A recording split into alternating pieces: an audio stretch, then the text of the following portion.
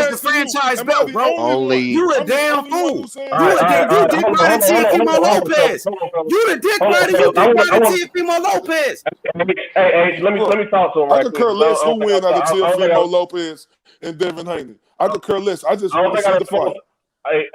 IOTBA. I don't think I spoke to you before, but let me ask you this, man. Why do you recognize the franchise title? I just want to know that. Why do you recognize the franchise title? Because the WB look, before I answer that, I recognize Devin Haney as a world champion too, fam.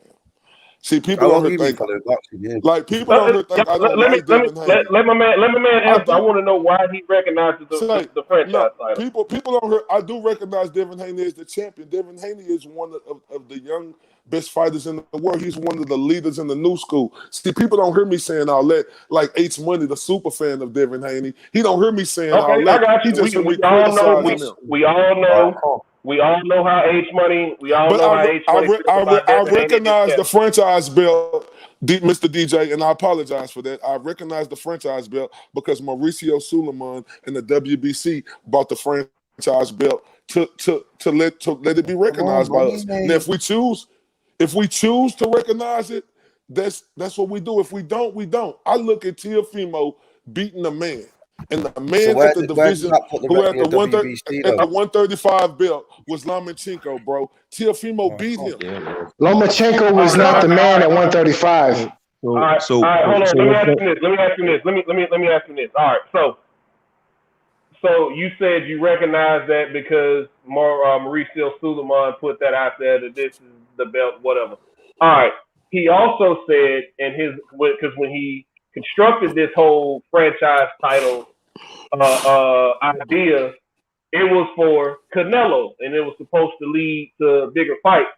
When it backfired, and all it did was give him permission to duck his mandatories because the franchise title designation was only meant to be as a trophy.